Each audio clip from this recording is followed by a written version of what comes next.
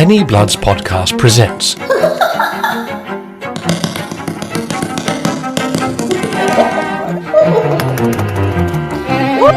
The Mystery of Horner's Court with Lucy Archer-Woodcock, Jonathan Brandt, Kait Feeney, Jason Greenwood, Steff Knappe, Carter MacQueen, Clive Marlowe and John Martin. On my return, I discovered an invitation awaiting me, written impeccably on a gilt-edged cream-white card. You are cordially invited for dinner and a story. With kind regards, Carnacki. It was our custom to meet, along with a few other friends, Jessup, Arkwright and Taylor, for a meal and one of Carnacki's tales. These were always good for an evening's entertainment. Besides, I wished to consult him on this new case of my own. It was some time ago that the thing happened. I was living with my mother when it occurred, in a small house just outside of Appledorn, on the south coast. We had been living there for 2 years, and in the whole of that time there had not been a single peculiar happening to worry us. And then... Bless me, it's 2 in the morning. Yes, Mother, I know it's late. I shall go to bed directly. I must hurry.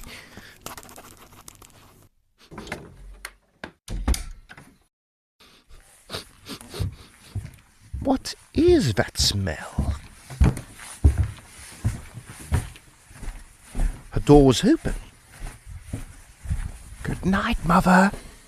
Shall I close the door? She must have fallen asleep. I'll just close it for her. By the way, Mother, I closed the door for you when you had dropped off. Dropped off? I do wish you wouldn't use slang, dear. It confuses me so. But I don't understand. I remember closing my door before going to bed. Yes, and then you got up to summon me to bed. I admit it was 2 in the morning and you rapped on the banister, just as you did the night before. Oh, you must have been asleep and dreaming in your chair. I never woke up once.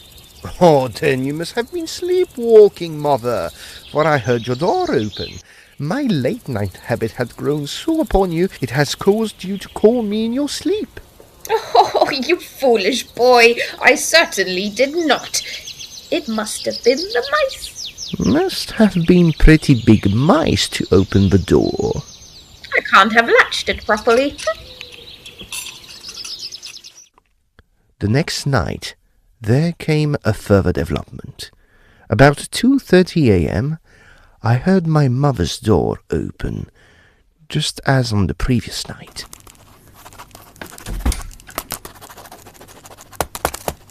I shan't be long. I wonder if she's walking in her sleep after all. As I went to the stairs, I got a sudden nasty sort of thrill, for it came to me all at once that my mother never knocked when I sat up too late. She always called. You will understand I was not frightened in any way, only vaguely uneasy, and pretty sure she must really be doing the thing in her sleep. Her door is open again. She's sleeping. She must be walking in her sleep. There is it again! It was that vague, queer, mildewy smell in the room. I had smelt it the night before in the passage. I was definitely uneasy now, and began to search my mother's room.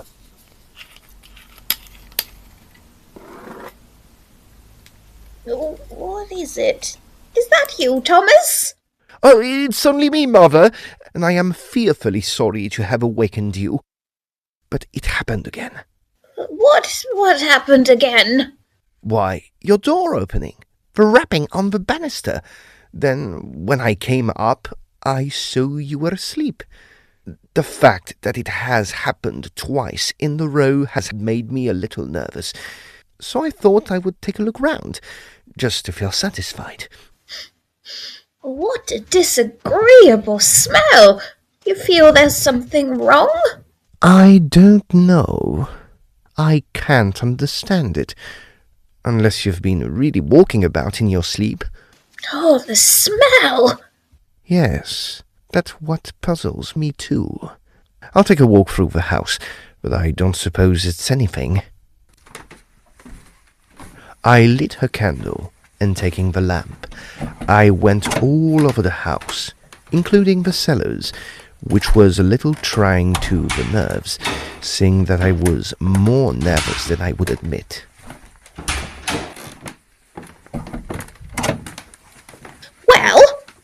Well, there's really nothing to bother about. Good. But I wonder what you would have heard, for I am convinced I did not walk in my sleep. I never have, you know. And the door?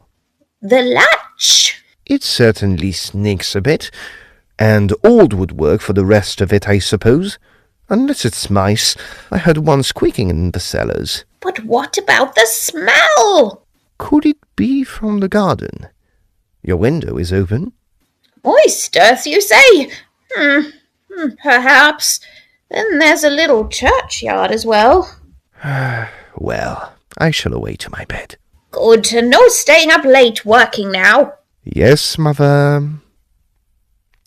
And so we quietened down, and finally I went to bed and to sleep. We talked it over breakfast again, and agreed that we had begun to imagine funny things in the backs of our minds, which now we felt half ashamed to admit. This is very strange when you come to look into it, but very human. And then, that night... Thomas? Yes. Are you all right? Yes. The noise startled me awake is all. And that disgusting smell is back in the passage. And in here. Where are you going? Downstairs. I'm coming too. It's all right. I have a poker with me. So I see, mother. I shall make do with the old bayonet from my room.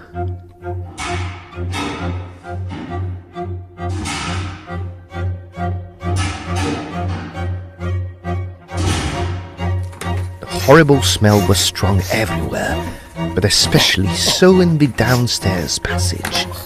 I begged my mother not to come, but she insisted, and I was very glad to have her with me, as you will understand. Downstairs, we found all the doors wide open, although the outdoors and the windows were closed all right, and everywhere was the taint of that disgusting odour. Of course, it was absurd to make believe any longer. There was something strange about the house, and as soon as it was daylight, I set my mother to packing, and soon after breakfast, I saw her off by train. Well, Mr. Carnacki, I'm very sorry to hear that you've had these disturbances. All I can tell you is that some 12 or more years ago, the house you was occupying at present acquired a rather a curious reputation and remained empty a long while.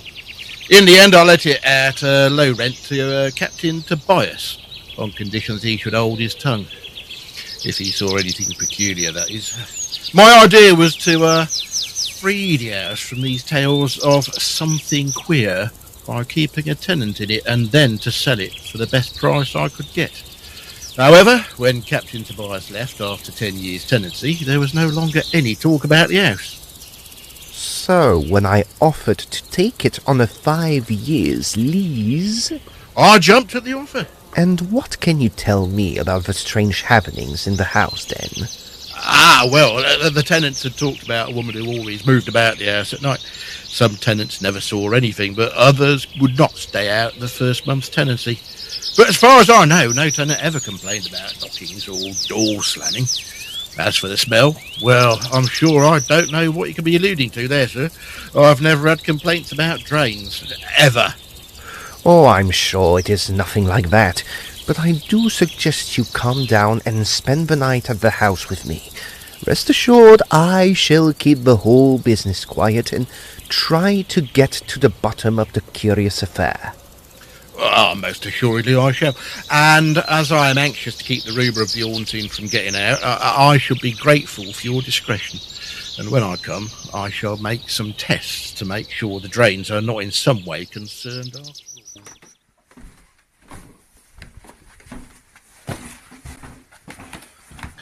Nothing to report in the living room, dining room, kitchen, pantry? Likewise. Nothing untoward the other floor. And the drains? Tested. The drainage is in perfect order. For my part, I never thought it was the drains.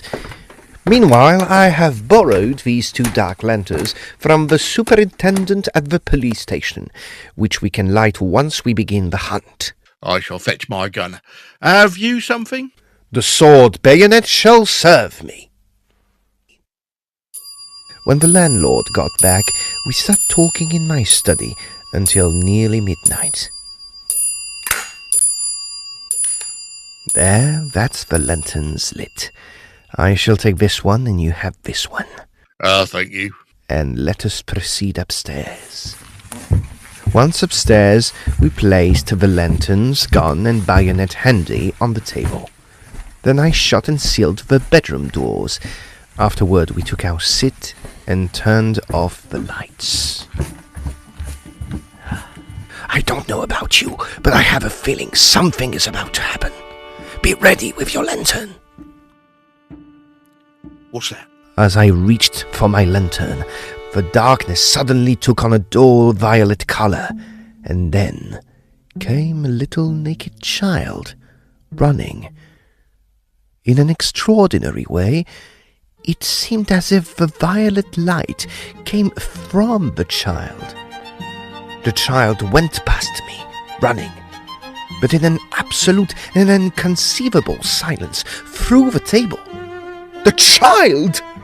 The child! The woman! I saw the child jump to one side and hide. I stared intently with wonder and fear, fright making gooseflesh on my back. And even as I stared, I perceived 2 dark clouds over a part of the table. The woman! What woman? Where? I saw the child peeping out, then it came out and ran headlong away through the wall of my mother's bedroom. The woman! The woman! The passage showed empty. Did you see her? Did you see her? Did you see her? Did you see her? Did you see her? Did you see her? I picked up my lantern and turned on the light. I shone it at the seals upon the doors, but none were broken. I sent the light to and fro, up and down the passage, but there was nothing. And I turned to the landlord. As my light passed over his face, I noted that it was drenched with sweat. Did you see her? Did you see her? Did you see her? I did not see any woman. But did you see her? You didn't see her. You didn't see her, but I did. She came from the end of the passage and went past us. What did she look like? Oh, I cannot describe her. Only that she kept stopping and looking about her, even at the wall close beside me, as if looking for something. But she did not seem to see me at all. She did not see me. She did not see me. I think you should be very glad she did not see you. She did not see me. What did it all mean, was the question. Somehow I was not so frightened as utterly bewildered. He had seen a woman searching for something. I had not seen this woman. I had seen a child running and hiding from something. He had not seen the child, only the woman. What did it all mean? What was the woman searching for? What was the child running from? Oh, there! The smell! Do you smell it? Yes! Come on! I led the way downstairs, shining my light into the lower passage and at the doors, for I had closed and latched them, placing a corner of her mat against each door, so I should know which had been opened. None of these doors have been opened. Let's see, what about the door to the cellar? Wait! Look here. See? The mat is flat. Oh, I see. And look here. The floor has wet patches. They're footsteps. Not an ordinary footprint either, but a flabby, spreading imprint that gave me a feeling of an extraordinary horror. Look. Look. They lead to each of the closed doors. They're everywhere. It's all right. Here, give me the gun. Damnation, give it to me, for heaven's sake!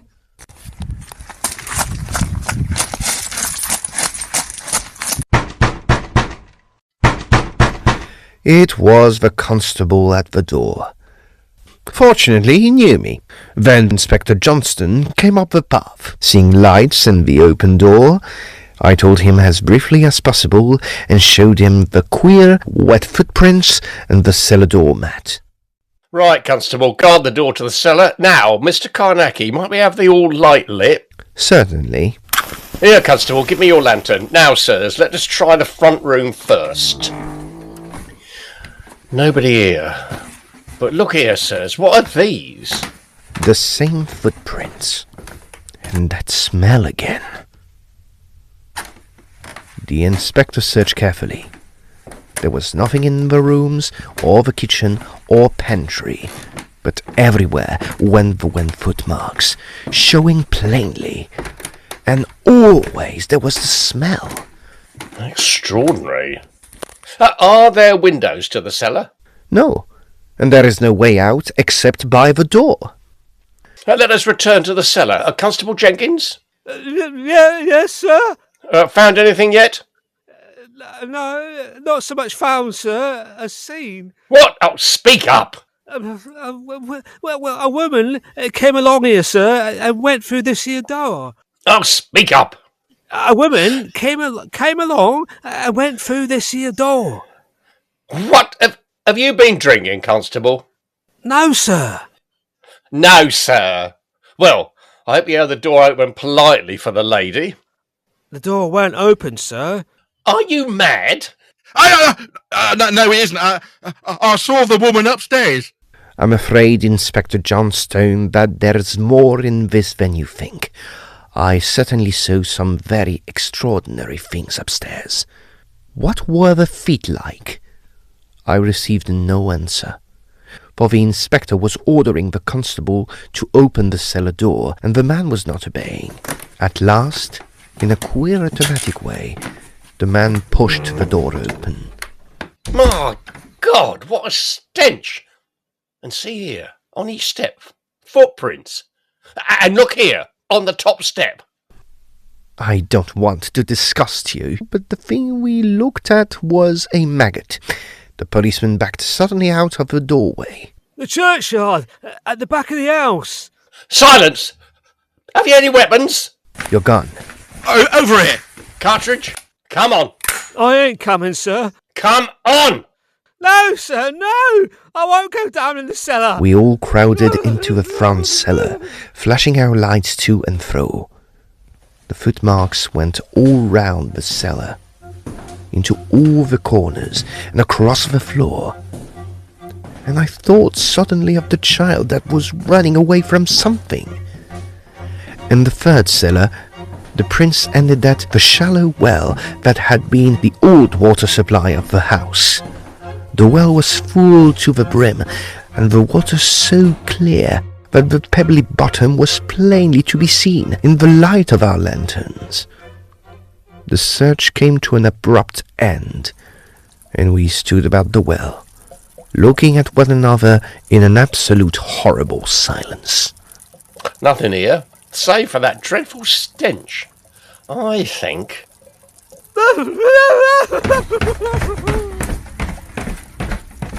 The fellow's in shock. Might I trouble you to give him a glass of whiskey? With pleasure. I believe we could all do with some.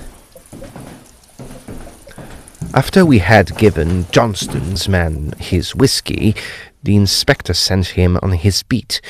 Johnston stayed a short while with the landlord and me, and it was arranged that he would join us again the following night, and watch the well with us from midnight to dawn. Then he left us, just as the dawn was coming in. The landlord and I locked up the house, and went over to his place for a sleep.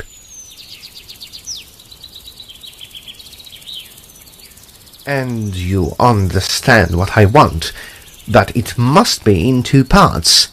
Let me see. You need a great cage like a parrot's, only 7 foot high with no bottom. Am I right so far? Correct, and 4 feet across, but to get the thing into the house. You'll need it in 2 halves or you'll never get it through the door. Like this? Exactly so. Good. Give me until noon and I'll have it ready for you. I thank you. Oh, and here is the address, as I shall need you to bring the pieces so you can fix them together on the spot. I see. Very good, Mr. Carnacki. I shall see to it. Meanwhile, I went to the ironmonger's to buy ropes, an iron rack pulley, and 2 pitchforks. As soon as the cage arrived and had been fitted together in the cellar, I sent away the smith, and the landlord and I suspended it over the well. After a lot of trouble, we managed to hang it so perfectly central that when it hoisted to the ceiling and dropped, it went every time plunk into the well, like a candle extinguisher. At 10 o'clock, I had everything arranged, with the 2 pitchforks and the 2 police lanterns, also some whiskey and sandwiches. Just gone 11. I wonder if... Aha! That will be the inspector. Good to see you, Inspector. Evening, Mr. Carnacki. I took the liberty of bringing along Thompson, one of my plainclothes men. Excellent, excellent. Do come in. There. And now, if you will follow me, gentlemen, I shall explain what I have in mind. I shall lock and seal the front door. Then, once we are in the cellar, I shall do the same with the door there. Lock and seal that one too, sir. Indeed. We all took our seats and talked quietly, whilst we made a light supper with whiskey and sandwiches, after which I took one of the pitchforks and handed the other to the inspector, and then I went round the cellar and put out every lamp. I suggest we keep an absolute silence throughout the watch, and no lanterns should be turned on until I give the word. Right you are, Mr. Carnacki. About 1:30, however, I was conscious again of the same extraordinary and peculiar nervousness which I had felt on the previous night. I put my hand out quickly and eased the hitched rope to the cage from around the pillar. A minute later, I noticed the darkness change color, and it grew slowly violet-tinted. In the direction of the well, I saw again a little naked child running, and seeming to be in the violet night in which it ran. The child!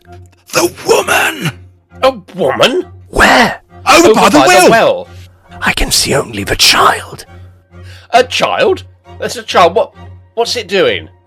It is crouching down, hiding, I think. It seems to be peering around. No, wait. It is running from the table. What's it doing now? It has paused. It is looking back again. Oh, there it goes. Hush! Smell! Watch out! Now, open your lanterns and shine them on the cage. Good heavens. What on earth is that? Why, it's A leg of mutton, no less. And who is that coming out of the well? Why, it's Captain Tobias. Where's this damn trap?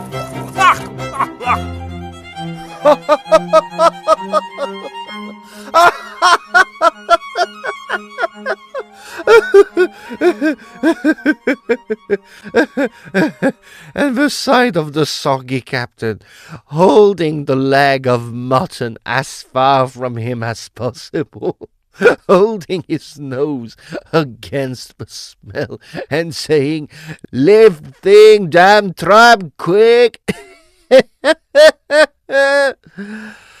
Well, after the inspector and his men got the fellow out of the cage, and we'd given him the rest of the whiskey, all became clear. As you will remember, it was a Captain Tobias who had been the previous tenant. Now this captain left rather suddenly, and now we learned why. Right. It were like this. I was caught smuggling, and well, I had to go away for a while. I got free a couple of weeks ago and came back here. And what do I find? New tenants in me old home. So, I came in through the well, as you saw. And then, how did you come to be in my mother's room? It was you, wasn't it? Aye, that it were. Easy. See, I come up by a little stairway in the cellar wall, which opens at the top through a panel beside your mother's bedroom. Good heavens, how? The panel opens, then when you turn the left doorpost of the bedroom door, see, that makes the bedroom door unlatched. Which explains the mouldy smell. It came from the secret stairwell. Aye, and the leg of mutton. We found the maggot on the stairs. We thought it was a frightful manifestation. Oh, did you now? Oh, that leg of mutton was fair rotten. I had no idea it had dropped maggots. And the slamming doors. Aye, that were me and all. And I seed how you'd set the mats against the doors. Oh, did you indeed? So I walked across the rooms in wet socks to leave 'em wet foot marks, slammed the doors, and set the mats back as I found them. Right.